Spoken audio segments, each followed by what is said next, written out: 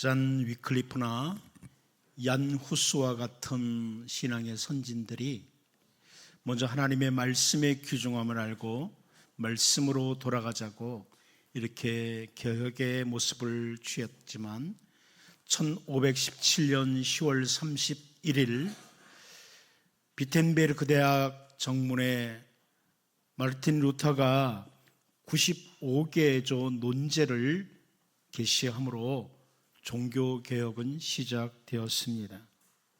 오늘은 우리가 종교개혁 주일로 지키는 주일입니다. 우리 개혁교회에게 있어서 종교개혁 주일은 너무나 귀중한 주일입니다. 왜냐하면 개혁된 교회는 계속 개혁되어야 되기 때문에 그렇습니다. 제가 자주 말씀드리지만 이 개혁이라는 단어는 리폼하는 거예요. 본래의 폼으로 돌아가는 것, 성경으로 돌아가는 것, 이것이 개혁입니다. 하나님의 백성이 가져야 될 본래의 모습, 그 모습으로 돌아가는 것이 개혁입니다. 단순한 변화가 아니라 하나님의 말씀에 근거해서 하나님의 백성답게 변화를 가져오는 것이 개혁입니다. 그런데 그 변화는 바로 나에게서 시작되는 거예요. 내가 변화되어야 되는 겁니다. 내가 말씀을 따라 새롭게 변화되는 것, 나 자신이 먼저 리폼, 개혁하는 것, 본래의 폼으로 돌아가는 것이 올바른 개혁입니다. 오늘날 개혁을 부르짖는 사람들이 자기 자신은 돌아보지 않고 부패한 기독교의 현실, 싸움판과 다를 바 없는 정치의 세계, 혹은 여러 어두운 모습들을 바라보면서 개혁되어야 된다고 소리만 높이고 있습니다. 그러나 개혁에 있어서 가장 먼저 이루어져야 될 것은 자기 개혁입니다. 내가 개혁이 되어야 됩니다.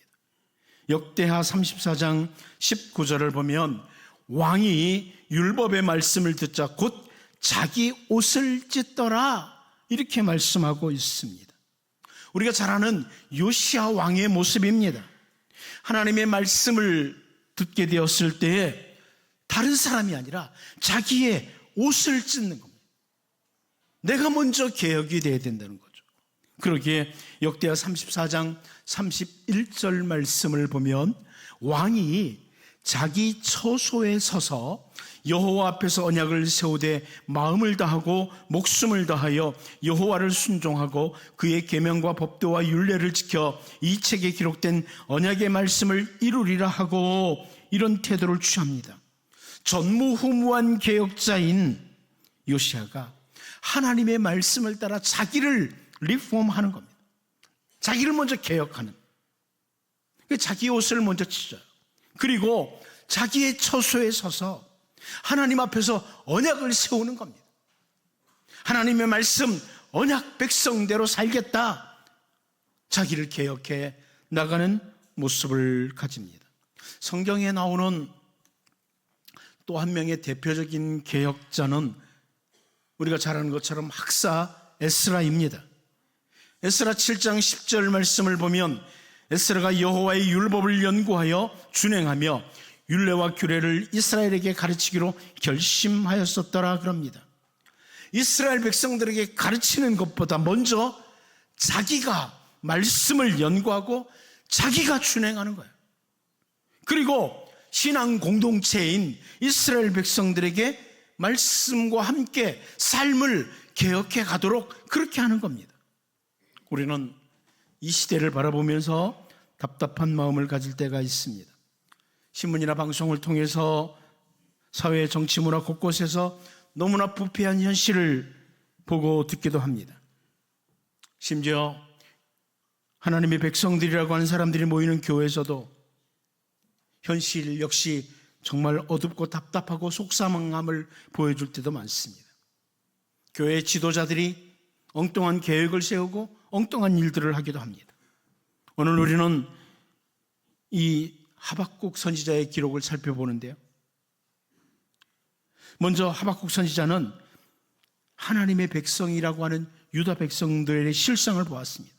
그리고 고통 속에서 부르짖는 내용이 하박국 1장 3절 4절입니다. 어찌하여 내게 죄악을 보게 하시며 패역을 눈으로 보게 하시나이까. 겁탈과 강포가 내 앞에 있고 변론과 분쟁이 일어났나이다. 이러므로 율법이 해이하고 정의가 전혀 시행되지 못하오니 이는 악인의 의인을 에워쌌으므로 정의가 굽게 행하여짐이니이다. 이렇게 표현을 합니다. 캄캄한 현실을 바라보고 있는 겁니다. 그런데 선지자 하박국이 하나님께로부터 들은 다음 소식은, 그래 이제 갈대아 사람, 바벨론 사람들을 일으키겠다, 이런 하나님의 계획입니다. 바벨로니아 제국을 일으켜서 이 패역한 유다 백성들을 치시겠다고 이렇게 말씀하십니다. 선지자 하박국은 더욱 이해할 수 없는 현실이라고 하나님 앞에 부르짖습니다. 하박국 1장 13절인데요. 주께서는 눈이 정결하심으로 악을 참아보지 못하시며 패역을 참아보지 못하시거늘 어찌하여 거짓된 자들을 방관하시며 악인이 자기보다 의로운 사람을 삼키는데도 잠잠하시나이까, 이렇게 표현을 합니다. 어떻게 더 악한 사람들이 그래도 덜 악한 사람들을 치도록 하십니까? 아주 고통 섞인 질문입니다. 자, 그런데 우리가 너무나 잘 아는 말씀, 오늘 본문 4절이 하나님이 하시는 말씀입니다. 보라, 그의 마음은 교만하며 그의 속에서 정직하지 못하나 의인은 그의 믿음으로 말미암아 살리라. 의인은 그의 믿음으로 말미암아 살리라. 살아계신 하나님을 믿는 믿음으로 산다는 겁니다. 유다 백성들이나 바벨론 사람들이나 교만하지 못하고 정직하지 못하고 악할지라도 하나님의 백성은 살아계신 하나님, 그 하나님을 믿음으로 말미암아 산다, 이렇게 말씀하십니다.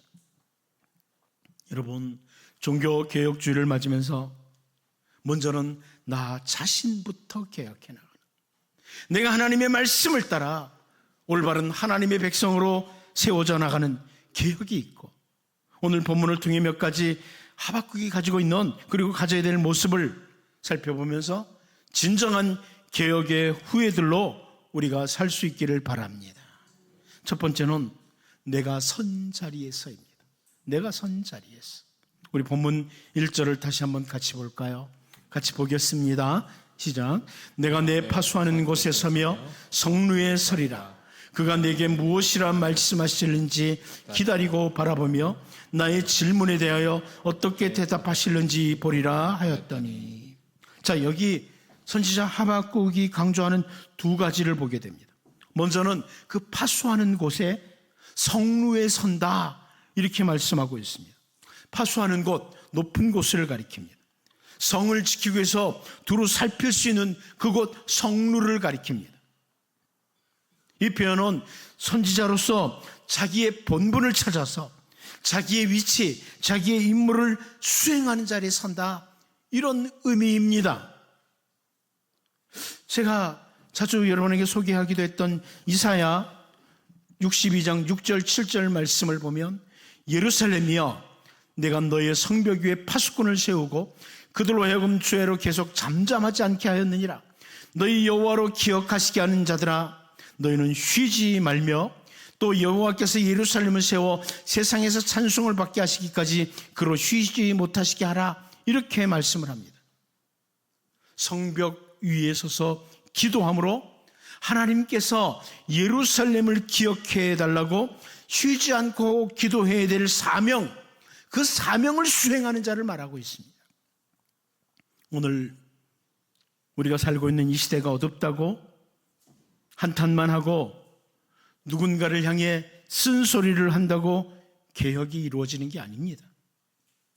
내가 있어야 될 본연의 자리, 나의 임무를 수행하는 자리에서 내가 먼저 제대로 서 있어야 됩니다.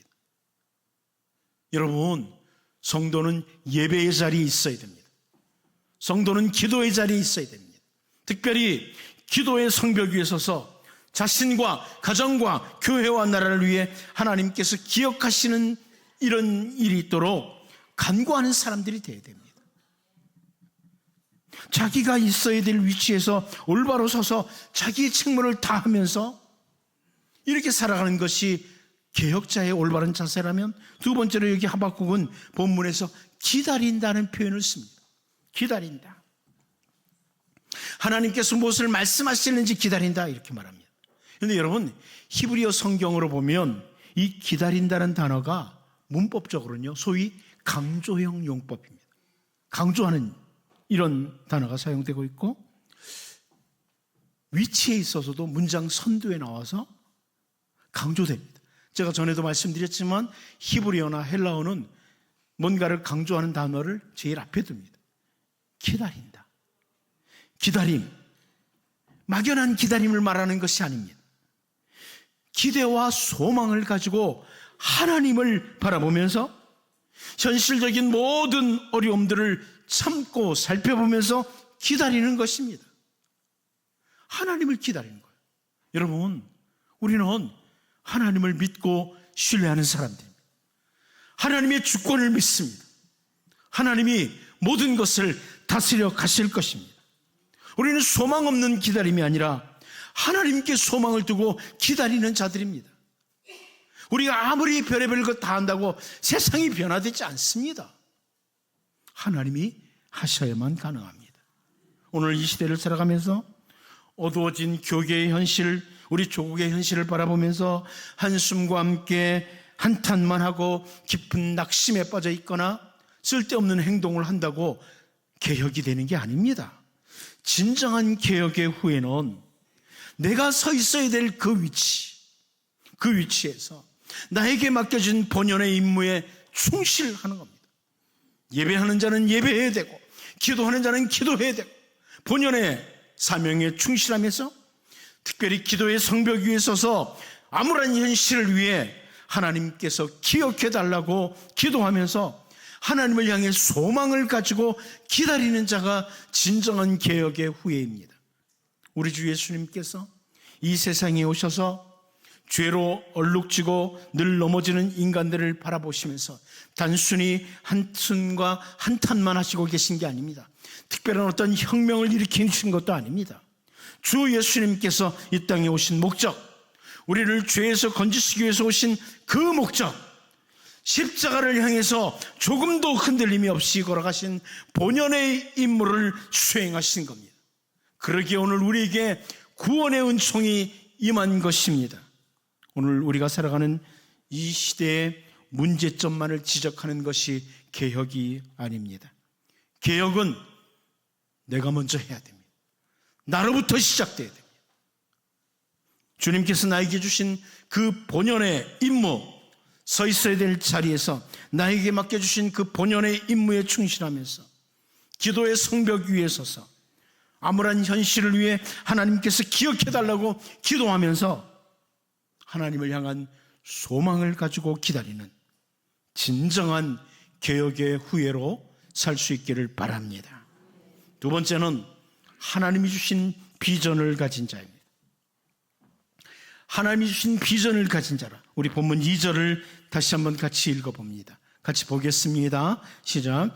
여호와께서 내게 대답하여 이르시되 너는 이 묵시를 기록하여 판에 명백히 새기되 달려가면서도 읽을 수 있게 하라. 아멘. 여러분, 이 2절에 나오는 묵시라는 단어는 제가 자주 언급했던 하존이라고 하는 단어입니다. 히브리어 하존이라는 단어입니다. 이 하존이라는 단어는 하나님이 주시는 비전을 가리킵니다. 하나님이 주시는 비전. 자기가 이루고 싶은 야망이나 꿈이 아니에요. 내가 이루고 싶은 어떤 목적, 야망, 이걸 말하는 게 아니라 하나님이 주시는 비전을 가리킵니다.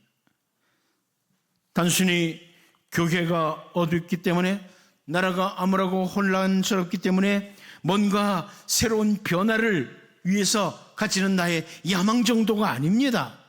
하나님의 아름다운 계획과 함께 주시는, 우리에게 주시는 비전입니다. 하나님이 주시는 비전. 좀 더 구체적으로 적용한다면 하나님의 말씀을 통해 주시는 비전을 가리킵니다. 잠언 29장 18절 말씀 잘 아시죠? 묵시가 없으면 백성이 방자에 행하거니와 율법을 지키는 자는 복이 있느니라. 여기 사용된 단어, 묵시라는 단어와 율법이라는 단어를 우리가 잘 압니다. 하존이라는 단어와 토라라고 하는 단어입니다. 하존과 토라라. 비전과 율법이라. 이 단어를 사용하면서 방자히 행동하는 백성, 그리고 복이 있는 백성, 이렇게 비교하고 있습니다. 방자히 행한다, 이 단어는 히브리어 그대로 보면 멸망당한다는 거예요. 하소연이 없는 백성, 하나님이 주시는 비전이 없는 백성은 멸망당할 것이다. 그러나 도라를 지키는 자는 복이 있다, 이렇게 말씀해 주십니다.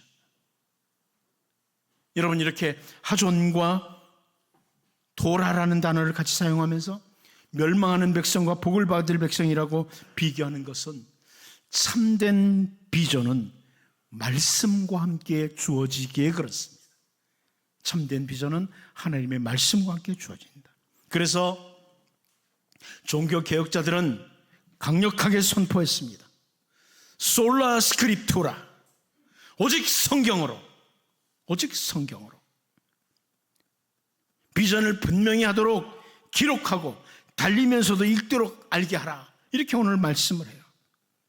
참된 개혁의 후에는 성루에 서서 하나님을 기다리는 것이 첫 번째라면, 두 번째는 하존, 비전을 가지고, 말씀을 통한 비전을 가지고 그 말씀을 마음에 새기고 함께 공유하는 자입니다.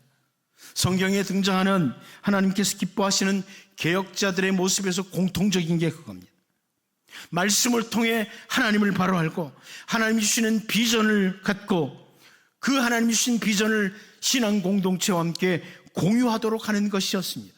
역대하 17장 9절 말씀을 보면, 그들이 여호와의 율법책을 가지고 유다에서 가르치되 그 모든 유다 성읍들로 두루다니며 백성들을 가르쳤더라, 이렇게 말씀합니다. 유다의 여호사밧 왕 때입니다. 개혁은 나에게서부터 시작되어야 되는데, 내가 먼저 하나님의 말씀을 통한 비전을 가지고 비전을 분명히 마음에 새기고 달려가되 신앙 공동체에 함께 하나님이 주신 비전을 공유하는 것입니다. 여러분, 이 땅에는 헛된 야망과 함께 자기만의 꿈을 가지고 움직이는 사람들 많습니다.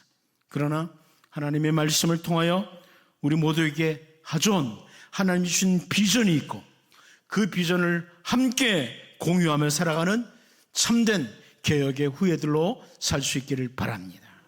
마지막 한 가지 더 봅니다. 믿음으로 하나님의 때를 바라보는 자입니다. 믿음으로 하나님의 때를 바라보는 자라. 오늘 보면 3절을 먼저 한번 읽어봅니다. 보겠습니다. 시작. 이 묵시는 정한 때가 있나니 그 종말이 속히 이르겠고 결코 거짓되지 아니하리라.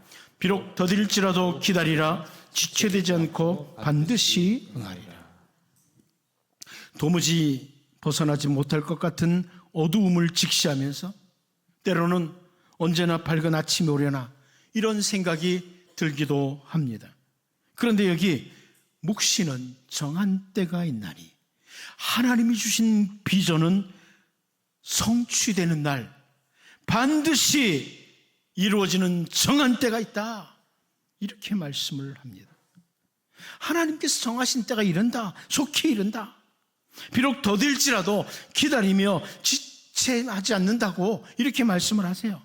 거짓되지 않고 반드시 응한다고 이렇게 말씀을 하세요. 지금은 암담하고 칠흑같이 어둡기만 해도 하나님이 원하시는 진정한 개혁자는, 참된 리폼, 개혁을 하는 사람은 하나님을 절대적으로 신뢰합니다. 그래서 하나님의 때를 믿고 기다리는 자예요. 오늘 본문 4절 말씀 다시 보면요, 보라 그의 마음은 교만하며 그 속에서 정직하지 못하나 의인은 그의 믿음으로 말미암아 살리라. 의인은 그의 믿음으로 말미암아 살리라. 세상이 온통 교만하여 제멋대로 살아가는 세상이지만, 거짓과 속임수로 가득 찬 세상이지만, 하나님의 백성은 그 하나님의 정하신 때가 속히 임한다는 것을 믿고 믿음으로 반응하면서 오늘을 살아가는 것입니다. 여러분, 우리는 하나님을 믿는 사람들입니다. 살아계신 하나님, 온 세상을 주관하시는 하나님, 그 하나님을 믿는 사람들입니다. 믿음으로 그 정하신 때를 기다리며 기다리는 그런 사람들은 모든 삶을 하나님을 향한 믿음으로 살아갑니다. 믿음으로 말하고 믿음으로 행동하는 것입니다. 이 말씀을 히브리서 기자가 이렇게 인용을 했습니다. 히브리서 10장 36절에서 38절을 보면 너희에게 인내가 필요함은 너희가 하나님의 뜻을 행한 후에 약속하신 것을 받기 위함이라. 잠시 잠깐 후면 오시리가 오시리니 지체하지 아니하시리라. 나의 의인은 믿음으로 말미암아 살리라. 또한 뒤로 물러가면 내 마음이 그를 기뻐하지 아니하리라 하셨느니라. 이렇게 말씀하고 있습니다. 우린 잘 압니다. 종교개혁자들이 외쳤던 또 하나의 외침, 솔라 피데, 솔라 피데, 오직 믿음으로, 오직 믿음으로. 당시 부패한 기독교는 인간적인 방법을 가지고 모든 것들을 다 하려고 했습니다. 온갖 수단과 방법을 다 사용했습니다. 그때 개혁자들은 솔라 피데, 오직 믿음으로. 부패한 기독교는 구원마저도 자기들의 방법으로 다 하려고 했습니다. 그런데 개혁자들은 오직 믿음으로를 외쳤습니다. 믿음으로 가능하다. 오늘의 현실을 바라보면 암담하고 곳곳에서 의의를 놓친 사람들의 모습을 바라보면 답답하고 속이 상하지만 오직 믿음으로 하나님 바라보고 하나님의 정하신 때를 바라보는 사람들은 하박국과 같이 위대한 고백을 할 수 있습니다. 우리가 찬양으로도 잘 알려진 하박국 3장 17절 18절입니다. 비록 무화과 나무가 무성하지 못하며 포도나무에 열매가 없으며 감람나무에 소출이 없으며 밭에 먹을 것이 없으며 우리의 양이 없으며 외양간에 소가 없을지라도 나는 여호와로 말미암아 즐거워하며 나는 여호와로 말미암아 즐거워하며 나의 구원의 하나님으로 말미암아 기뻐하리로다. 오늘 현실을 바라보면 암담하기도 하고 곳곳에서 의를 놓친 사람들의 모습을 바라보면 답답하고 속이 상하기도 합니다. 하지만 개혁의 후예들인 우리들은 오직 믿음으로 하나님 바라보고 하나님이 정하신 때를 바라보고 하나님을 기다리는 깨어 기도하는 진정한 개혁의 후예들이 되어서 어떤 상황 속에서도 하나님의 구원을 바라보며 기뻐할 수 있는 종교개혁의 후예들, 진실한 개혁자들로 살아갈 수 있기를 바랍니다.